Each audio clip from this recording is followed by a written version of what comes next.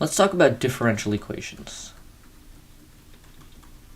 So a differential equation relates the rate of change or the derivative of something, so I'm going to say it's dA over dt, to these two quantities. So let's imagine the most basic example that the rate of change of a quantity is proportional to the amount of quantity we have. This is very common with like bacteria. The growth of bacteria directly relates to how much bacteria we have, and therefore this would be proportional to A.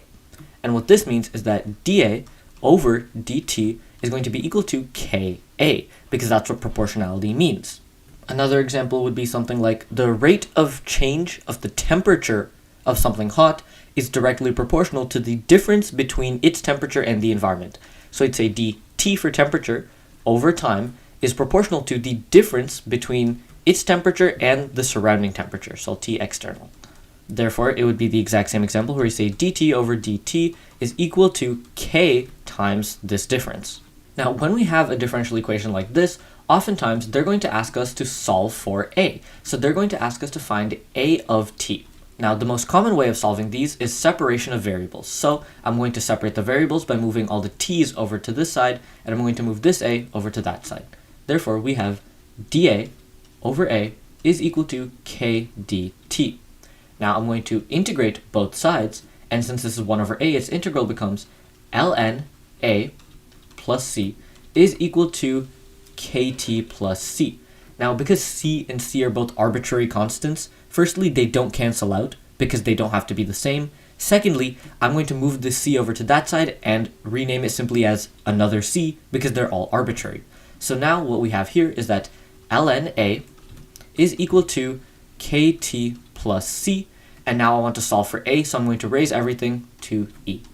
Therefore, we have A is equal to e to the kt plus C, and this e to the C I'm going to take out as another arbitrary constant, so I'm going to say A is equal to C times e to the kt, and this is the model for exponential growth that comes from this differential equation. Now, if we wanted to actually solve for an explicit equation, we would need certain data points so that we could solve for C and then solve for K. Keep in mind that C is actually the initial amount, because if we were to plug in A of 0, it would be equal to C times e to the 0, which is equal to C. So C is your initial amount, and K is simply a constant that determines how fast or slow your product grows. Now remember that the rate of change doesn't have to be solely dependent on one factor, it can be on multiple. So we can also have an equation where we say that the rate of change of y with respect to x is equal to 2x over y. And we can also solve this for y with the exact same method, separation of variables. I'm going to say y dy is equal to 2x dx, and now all we have to do is integrate both sides to get y squared over 2 is equal to x squared plus c. Remember that there would be a plus c here, but I've simply moved it over to this side for simplicity's sake. Therefore, y squared is equal to 2x squared plus c, and y is equal to 2x squared plus c square rooted. Now remember, because we introduced a square root, this would technically be the plus minus square root of this expression, but we don't know which one is correct until we actually see a certain data point. So imagine we had the data point where y was negative. Then you know that the exact solution to this would include the negative square root. But if y was positive, then it would be the positive one. But once again, we don't know the exact solution until we know some data points. This is called the general solution, where we still have all of our constants. Another important consideration is this c. Because this c is inside the square root and it's not outside like this, it actually serves to shift the function horizontally instead of vertically. So it's important to note where your constants are inside the equation, because even if they are arbitrary, they do serve different purposes. For example, if you looked at the last general solution we had, it was c e to the kt. There's no vertical shift or horizontal shift here. The c simply serves to scale the function. Let's look at another one where dy over dx is equal to xy. So I'm going to say dy over y is equal to x dx. Now we integrate both sides and we get ln y is equal to x squared over 2 plus c, and therefore if I immediately solve it, we're going to get e to the x squared over 2 multiplied by c is equal to y. Another example of separation via variables would be dy over dx is equal to 1 plus x divided by xy.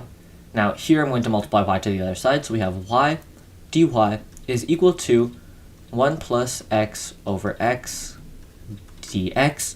Now, this is not that difficult to integrate because this becomes 1 over x plus 1 dx. So now, when we integrate both sides, we're going to get y squared over 2 is equal to ln x plus c.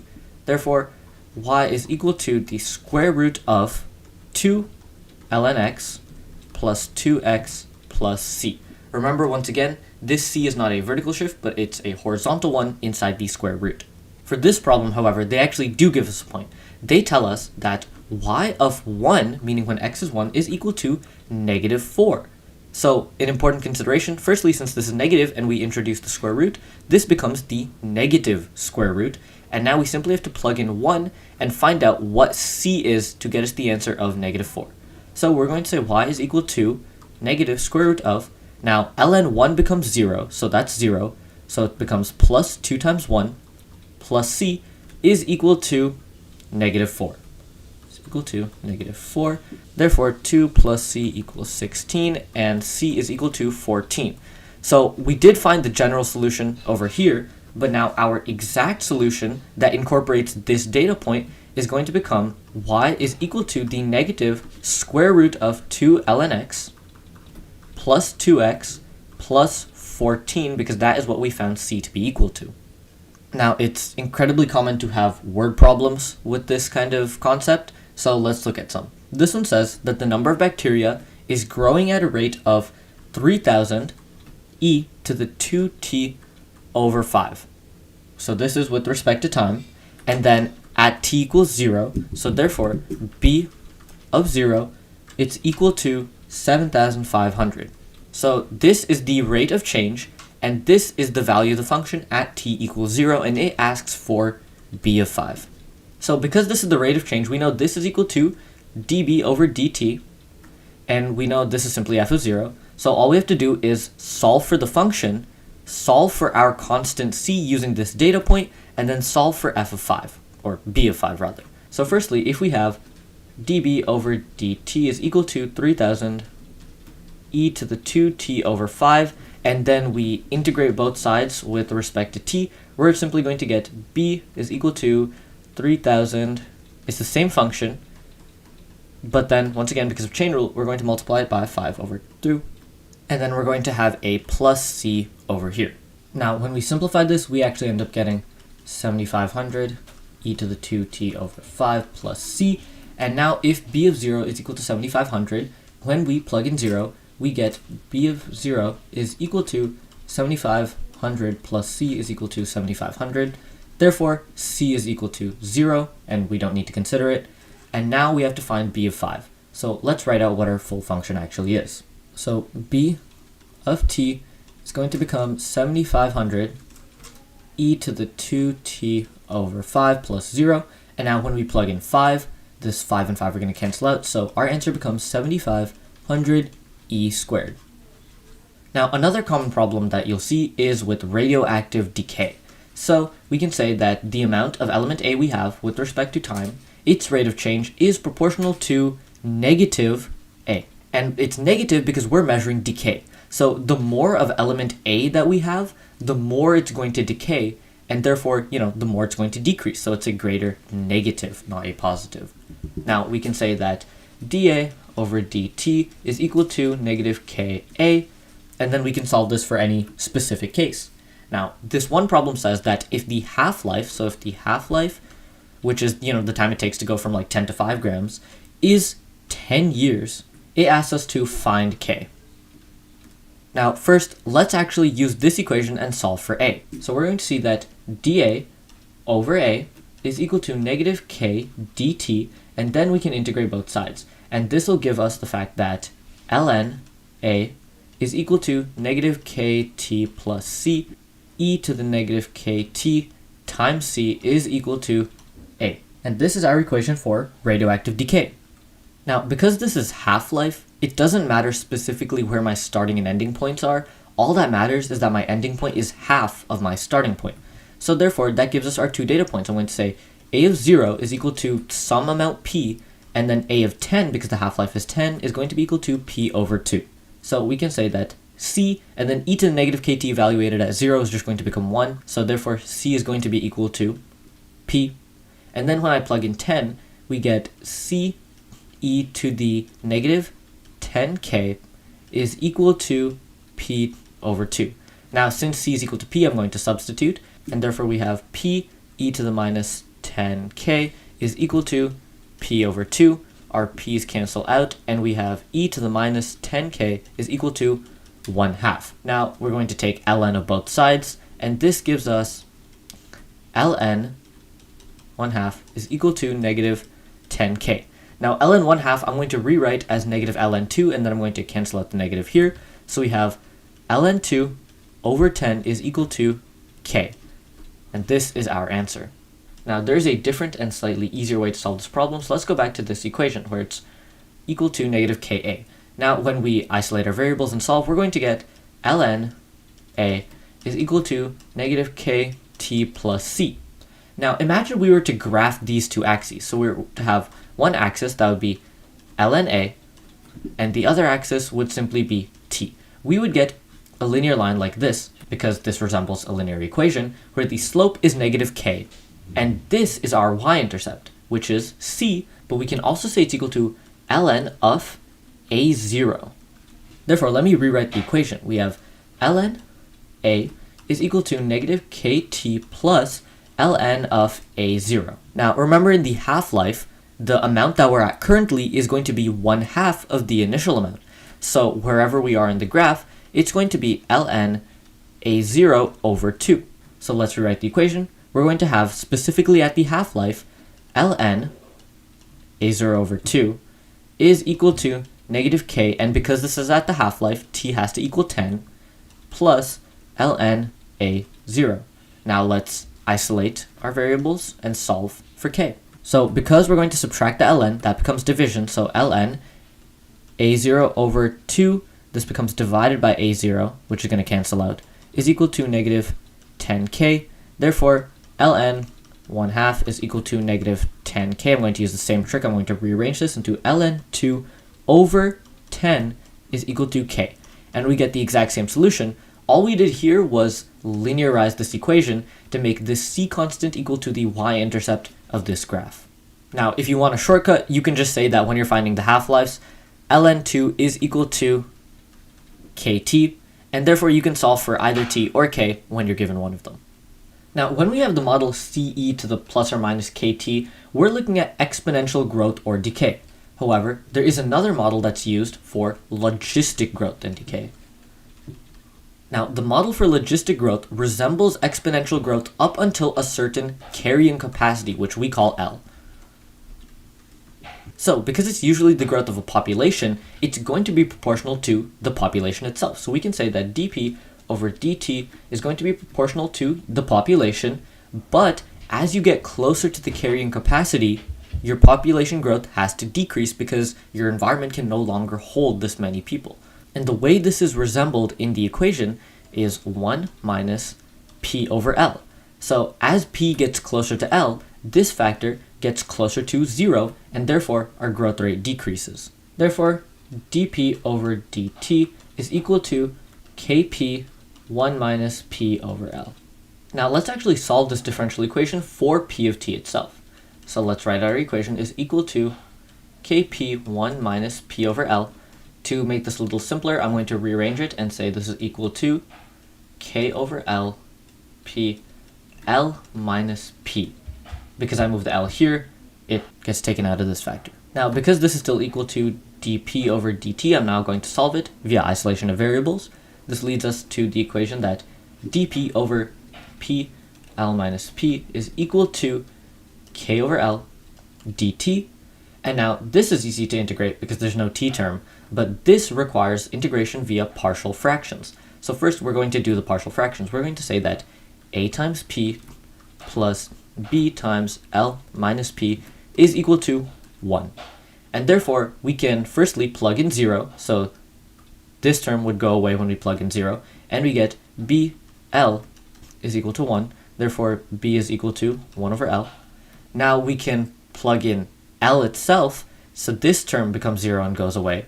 And we get AL is equal to 1, therefore A is equal to 1 over L also. Now we can rewrite our expression. So this becomes 1 over LP plus 1 over L minus P. All of this is with respect to P is equal to K over L dt. Now I'm going to multiply everything by L, so it goes away here, and goes away here. And now all we have to do is integrate both sides with respect to P and T. This becomes ln P. Now because P is negative here, it'll become minus ln L minus P because of chain rule, is equal to KT plus C. Now from this equation, I'm actually going to rearrange it by negating both sides just to make it a little easier. So I'm going to say ln L minus P minus ln P is equal to negative KT plus C. Remember, the C doesn't need to change signs because it's an arbitrary constant. Now I'm going to combine the natural logarithm, so this becomes ln of L minus P divided by P is equal to negative KT plus C, and this is why we actually negated it earlier, because now we have something in this form. We can simplify it and say that ln of L over P minus 1 is equal to negative KT plus C. All we have to do now is rearrange and solve for P, which becomes easy. So e to the negative KT times C is equal to L over P minus 1 plus CE to the negative KT is equal to L over P. I'm going to flip both sides and multiply by L. So our final solution will become L over 1 plus CE to the minus KT is equal to P of T. And this is our logistic growth model. So we have a problem that says that dP over dt is equal to 0.08p minus 0.00004 p squared, and t is measured in years. So firstly, it asks us to find k and the carrying capacity. So it says find k and find L. Now we could just plug it into the form, or we could solve for it. So let's do that. So let's factor out the 0.08p, and we're going to end up with 1 minus like 0.0005p. All right, now let's factor out the 0.0005 from here. So we get 0.08p divided by 2000 times 2000 minus p, and this is still equal to dp over dt, and now we can separate our variables and solve. Now we're going to get dp over p 2000 minus p is equal to 0.08 over 2000 dt. Now we're going to have to do partial fractions again, but we know what we're going to get, but let's just write it out. We get AP plus B 2000 minus P is equal to 1. When we plug in 0, we get B is equal to 1 over 2000. And when we plug in 2000, we get A is equal to the same thing. So now we're going to have 1 over 2000 P plus 1 over 2000 minus P, all with respect to P is equal to 0.08 over 2000 dt. So now I'm going to cancel out the 2000s once again, and I'm going to integrate both sides. So this becomes ln P minus ln 2000 minus P is equal to 0.08 T plus C. And now I'm simply going to rearrange this into the form of our logistic growth equation. So let's negate both sides, and we get 2000 minus P over P is equal to e to the minus 0.08 T times C. Therefore, we're going to add 1 on this side. And now we have 2000 over P is equal to this expression. So all we have to do is flip it and multiply by 2000. So we get P, which is P of T, is equal to 2000 divided by 1 plus CE to the minus 0.08 T. Now, the question asks us for K and L. So L is the carrying capacity, which is this, and K is simply this over here, which is 0.08. So we can say L is equal to 2000, and then K is equal to 0.08. Remember though, this is a general solution, not a specific one, because we don't have C. So it says that if the initial population, which means P of 0, is equal to 16, now we have to find an explicit formula. And this simply means that 16 is equal to our previous equation, which is 2000 over 1 plus C when we plug in 0, this whole thing becomes 1, so it's 1 plus c. Therefore, 2000 over 16 minus 1 is equal to c, and all we have to do is solve. Now, when we solve this, we get 124 is equal to c. So now let's rewrite our equation, but with our variable c. So it becomes 2000 over 1 plus 124 e to the negative 0.08 t is equal to p of t. This is a specific solution with no arbitrary constants for our population. Now, really quickly, let's imagine that our initial population was something huge. It was way bigger than our carrying capacity. Let's say it was 5,000, right? Then this would become 5k, and our equation would become 2,000 divided by 5,000 minus 1 is equal to c. And therefore, our c would be less than 0 because it's a proper fraction minus 1. So this equation actually accounts for the fact that the initial population may be greater than the carrying capacity by having c be negative. So in the end, the population will always restore itself to its carrying capacity and not greater than. Now let's look at a temperature problem. So this is Newton's law of cooling.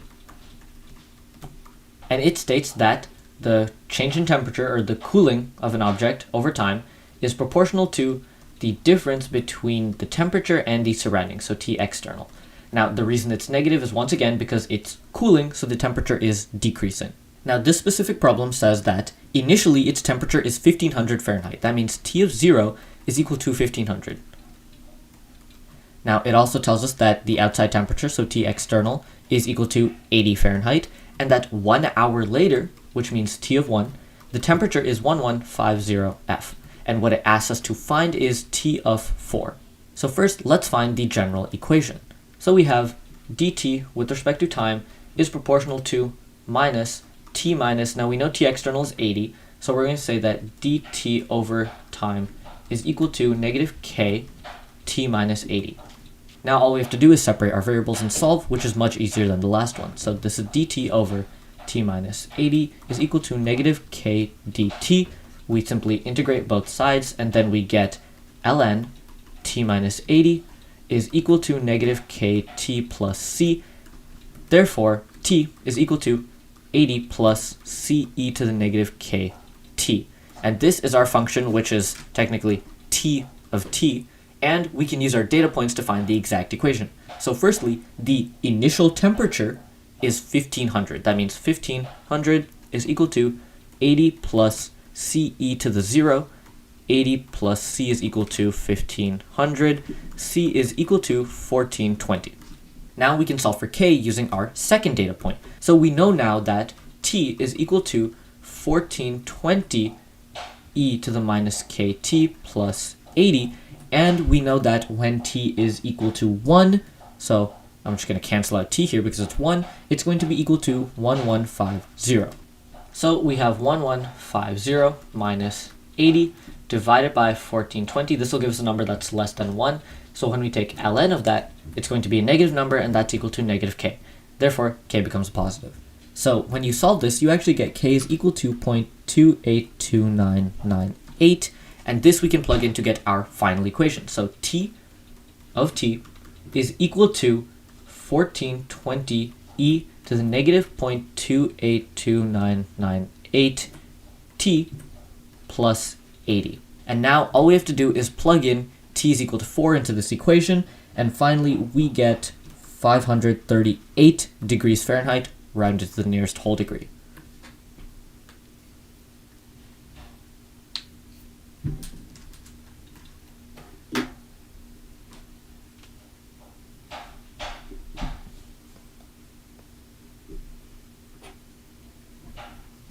So the thing with differential equations is that it's almost like a system of equations where they're going to give you some equation of some quantity, usually with respect to time, is proportional to something, right? There's going to be a constant, there might be time, whatever. All you have to do is find your equation from this, and it's usually going to have two constants. It's going to have c and k. Then you're going to use the data points that should be given to you in the problem to solve for these, and then you'll have a full equation.